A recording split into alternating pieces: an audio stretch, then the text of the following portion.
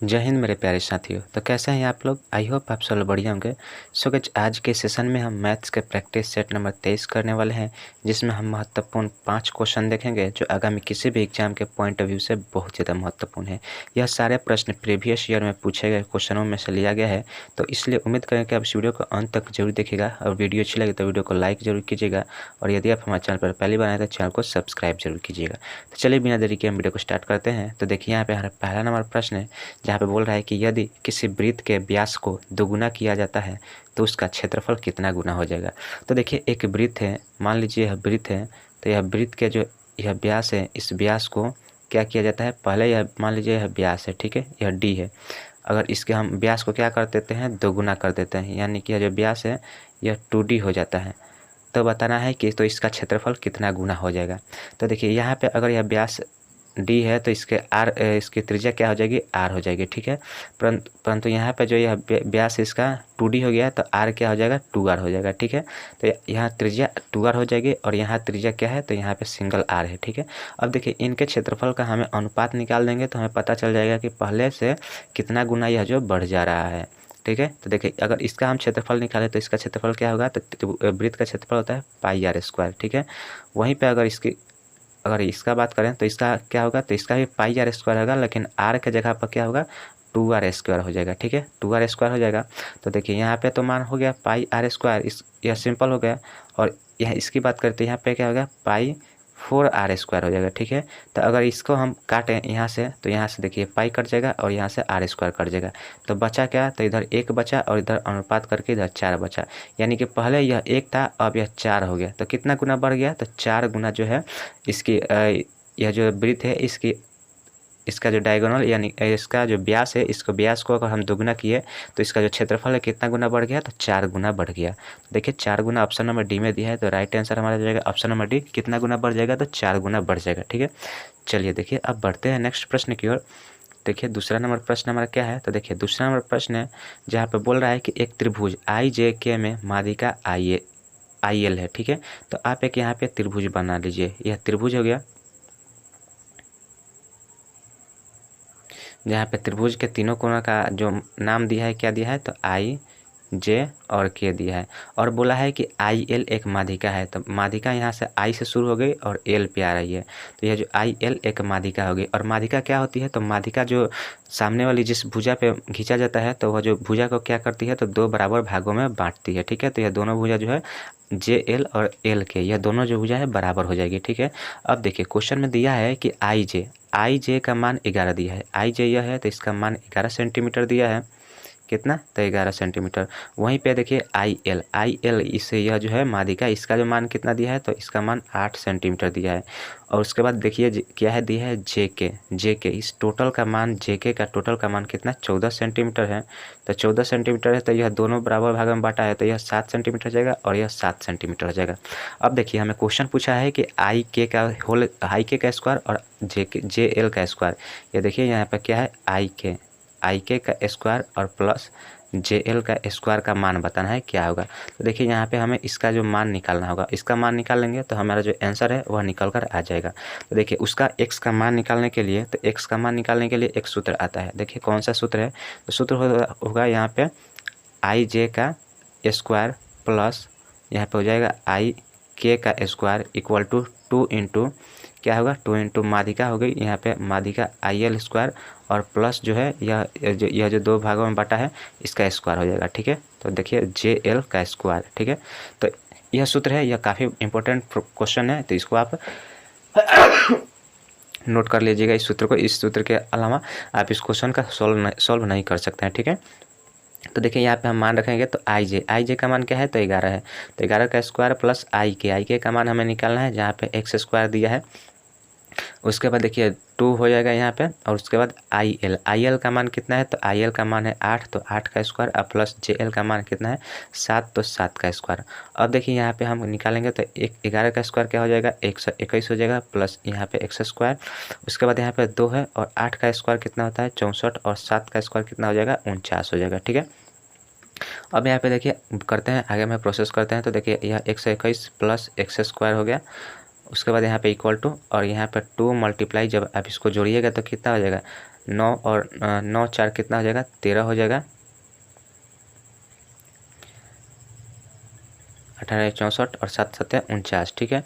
तो 9 और 4 कितना हो गया 13, और 13, और उसके बाद देखिए 6 और 4 10, 10 और 1 कितना हो जाएगा 10 और 1 11 हो जाएगा, यानी कि 113 हो गया। अभी यहाँ पे देखिए तो 121 प्लस एक्स स्क्वायर, और उसके बाद इसमें गुना कीजिएगा तो क्या होगा 6 2 और 2, यहाँ पे दोगुना करना है तो 6 2 2 यहाँ पे हो जाएगा, ठीक है। अब देखिए अब यहाँ पे 121 है, तो 121 यहाँ पे इधर जाएगा, एक्स स्क्वायर का मान निकालिएगा। देखिए एक्स स्क्वायर का मान निकालिएगा तो क्या होगा यहाँ पे 200 कितना 226 माइनस 121 होगा, ठीक है। तो 226 में से 121 घटाएगा तो क्या आएगा 5 यहाँ पे आएगा, यहाँ पे 0 आएगा और यहाँ पे 1 आएगा, यानी कि यह जो आई स्क्वायर का मान, आई स्क्वायर क्या है तो यह है आई के का है, ठीक है। आई के का स्क्वायर जो हमारा निकल कर आ गया कितना 105 हो गया। देखिए क्वेश्चन में हमें क्या पूछा था, तो क्वेश्चन में पूछा था हमें जो निकालना था आई के का स्क्वायर और प्लस जे एल का स्क्वायर, ठीक है। तो देखिए आई के का मान हमारा कितना आ गया 105 आ गया, और जे एल का मान कितना है 7, और 7 का स्क्वायर करिएगा तो कितना होगा 49 हो गया। अब इसको आप जोड़िएगा तो देखिए 5 और 9 कितना 5 और 9 14 हो जाएगा, और 4 1 हासिल कितना हो जाएगा 5 हो जाएगा, और 1 का 1 यानी कि 154 सेंटीमीटर। 154 सेंटीमीटर जो है हमारा इस क्वेश्चन का राइट आंसर हो जाएगा। देखिए जो कि ऑप्शन नंबर डी में दिया है, हमारा राइट आंसर क्या होगा 154 सेंटीमीटर, ठीक है। चलिए तो बढ़ते हैं हम नेक्स्ट प्रश्न की ओर। तो देखिए अगला प्रश्न की ओर हम चलते हैं। तो देखिए नेक्स्ट हमारा तीसरा नंबर प्रश्न देखिए क्या है। तीसरा नंबर प्रश्न है जहाँ पे बोल रहा है कि यदि A square plus B square plus C square plus 125 है, तो बताना है हमें 4 into 4a plus 3b minus 10c का 10c है। तो यहाँ पे a plus 3b plus C square का मान हमें निकालना है, ठीक है। तो देखिए यहाँ पे हमारा देखिए सबसे पहले आप क्वेश्चन को लिखिए, क्वेश्चन को आप पढ़ना सीख जाइएगा तो क्वेश्चन को आसानी से आप सॉल्व कर सकते हैं। तो देखिए यहाँ पे है ए स्क्वायर प्लस क्या है बी स्क्वायर प्लस यहाँ पे सी स्क्वायर प्लस यहाँ पे 125 है दिया है, और उसके बाद क्या है ये बराबर में दिया है 4 into 4a plus 3b minus 10c दिया है, ठीक है। अब देखिए आप इसको आगे में स्टेप बढ़िएगा तो क्या होगा ए स्क्वायर प्लस यहाँ पे B square plus C square हो जाएगा, और प्लस यहाँ पे 125 है तो 125, और यहाँ पे कीजिएगा तो 16a हो जाएगा, और प्लस चरतियाँ कितना होता है तो चरतियाँ 12b हो जाएगा, और प्लस यहाँ पे 10c दिया है। अब देखिए यहाँ से जितनी भी बराबर की उधर संख्या है उस सभी को हम इधर इस साइड में लिया लेंगे, और ए के साथ ए वाले को लिखेंगे और बी वाले को बी के साथ लिखेंगे, ठीक है। अब इसको जो यह सबसे हमारा जो महत्वपूर्ण इसमें पॉइंट है वह है 125 को तोड़ना। 125 को आप तोड़ दीजिएगा तो यह जो क्वेश्चन है काफ़ी आसान हो जाएगा। तो देखिए 125 को हम कैसे तोड़ेंगे, जैसे कि यह जो 16a है तो ये 16 2ab का मान है, 2ab का मान है तो 2 देखिए ए तो ये a है और 2 से भाग दीजिएगा तो 8 आएगा, यानी 8 जो है हमारा b का मान होगा, ठीक है। तो 8 b का मान होगा तो स्क्वायर में आप जाइएगा तो कितना हो जाएगा 64 हो जाएगा, ठीक है। 64 होगा वहाँ पे हमारा। तो देखिए यहाँ पे आप क्या कीजिएगा, यहाँ पे देखिए यहाँ पे हमारा हो जाएगा ए स्क्वायर प्लस यहाँ पे क्या होगा उधर 16 यहाँ पे माइनस होगा, ठीक है, क्योंकि उधर 16 से 16 इधर जो आएगा तो इधर माइनस हो जाएगा, तो 16a और यहाँ पे प्लस क्या हो जाएगा 8 का स्क्वायर कितना 64 हो जाएगा, ठीक है। और प्लस देखिए यहाँ पे बी स्क्वायर है और उधर से बी स्क्वायर आएगा, यहाँ पे देखिए इसका जो यह जो है यह माइनस में है, यह जो है माइनस में है तो उसको माइनस में करिए, और वो इधर से आएगा तो प्लस में हो जाएगा, ठीक है। तो देखिए यहाँ पे बी स्क्वायर है, देखिए बी स्क्वायर उतर गया, और यह जो 12b है इधर आएगा तो माइनस में होगा, तो यह माइनस 12b हो गया, ठीक है। और उसके बाद देखिए 12 यहाँ 2ab है तो 2 से जब 12 कटेगा तो कितना आएगा 6 आएगा, 6 का स्क्वायर कितना होता है तो 36 होता है। देखिए 64 और 36 यह हो गया। अब उसके बाद देखिए उसके बाद क्या है तो इधर देखिए प्लस सी स्क्वायर है और इधर 10c है, 10c है तो इधर आएगा तो क्या होगा प्लस 10c होगा, ठीक है। और उसके बाद यहाँ पे कितना बच गया तो देखिए 5 का 25 यहाँ पे बच रहा है, ठीक है। तो यहाँ पे 25 हो जाएगा, ठीक है। और उसके बाद इधर 0 हो गया। देखिए यहाँ पे 64 है और 36 है, इन दोनों को जोड़िएगा तो 100 हो जाएगा, और 100 यहाँ 25 जोड़िएगा तो 125, जो कि देखिए 125 है। तो यही हमारा मेन पॉइंट था, इसी को तोड़ना। अगर आप इसको तोड़ लिए तो यह जो क्वेश्चन है काफ़ी आसान हो जाएगा, ठीक है। अब देखिए इसके बाद हमारा एक स्टेप और बढ़ेगा, जैसे कि देखिए यह क्या है ए स्क्वायर माइनस 2ab और प्लस बी स्क्वायर, ठीक है।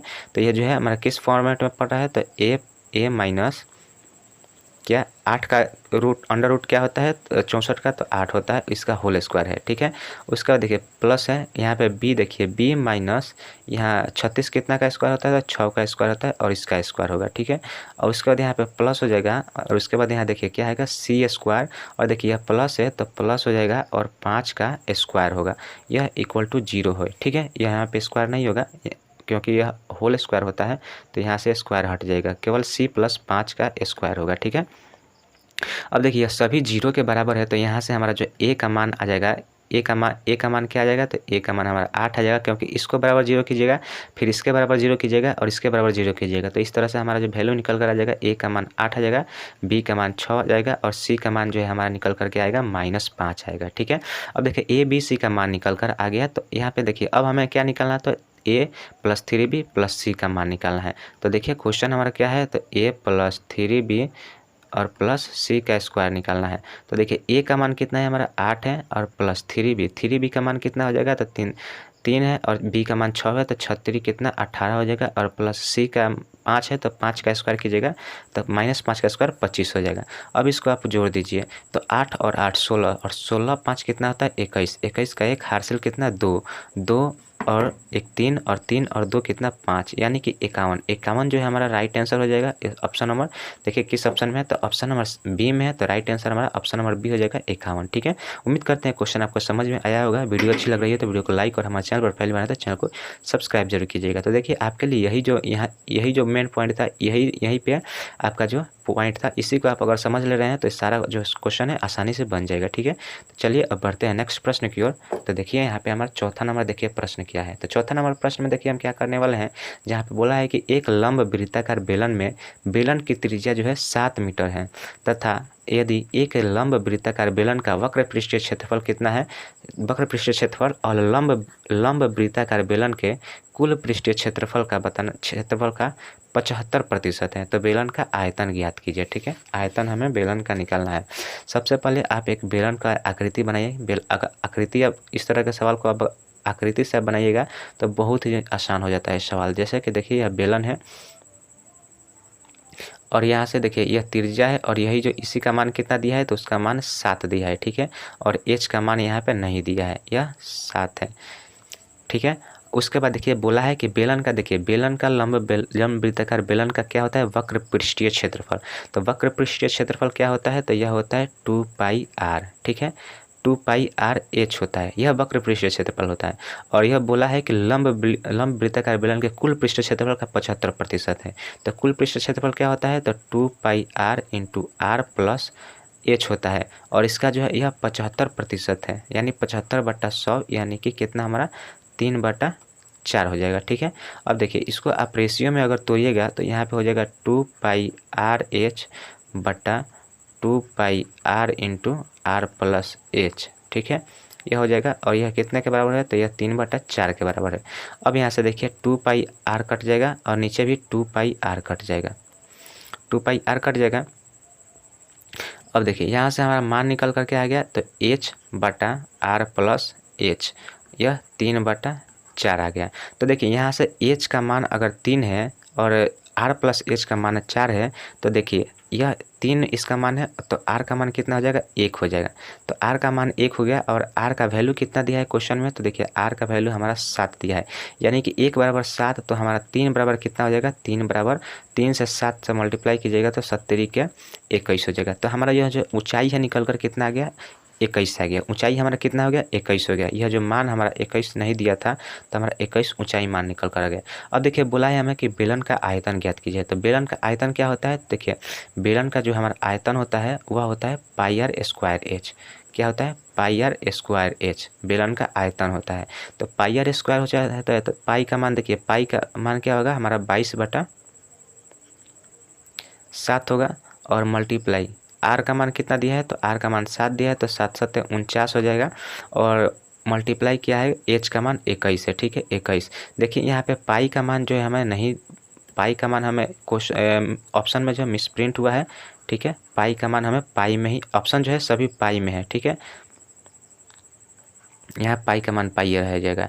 देखिए यह जो है पाई मीटर है, यहाँ पे भी पाई मीटर है होगा, यहाँ पे भी पाई मीटर होगा, और यहाँ पे भी पाई मीटर होगा। ठीक है, अब देखिए केवल क्या करना है, हमें इसका इन दोनों का मल्टीप्लिकेशन कर देना है। तो 49 और 21 का आप मल्टीप्लाई कीजिएगा, जैसे कि यहाँ पे हम कर रहे हैं 49 × 21 कीजिएगा। तो देखिए 9 एकम 9 और 4 एकम 4, तो यह 49 आ गया। और फिर 9 दूना 18 और 4 दूना का 8। ठीक है, अब आप इसको जोड़िएगा तो 9 का 9 हो जाएगा और 8 4 12 का 2, 8 4 12 का 2 होगा, 9 दूना का 18 का 8 और यहाँ पे देखिए 8 और 4 4 दूना का 8 और यहाँ पे क्या हो जाएगा, यहाँ पे 9 होगा, यहाँ पे हमारा 9 होगा। तो 8 4 12 का 2 और हासिल 1, 9 और 1 कितना 10 हो गया, यानी कि 1029 आ रहा है।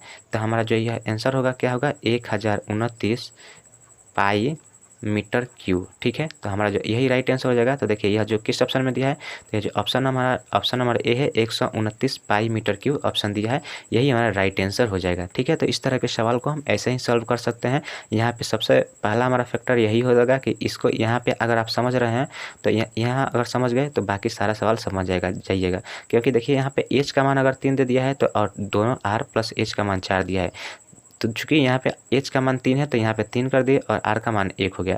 और 1 का जो वैल्यू दिया है क्वेश्चन में हमारा 7 के 7 मीटर दिया है, तो इसी तरह से एच का मान हमारा 3 गुना बढ़ेगा तो वह 21 हो जाएगा। बस इतना ही समझना था, बाकी जो है क्वेश्चन सूत्र पर आधारित है। ठीक है, चलिए अब बढ़ते हैं नेक्स्ट प्रश्न की ओर। तो देखिए नेक्स्ट और लास्ट प्रश्न है हमारा इस वीडियो का, जिसमें बोला है, देखिए क्वेश्चन है 5 नंबर के 12.5% और 10% की 2 क्रमिक छूट देने के बाद जो है एक प्लेट 6300 रुपये में बेची गई थी।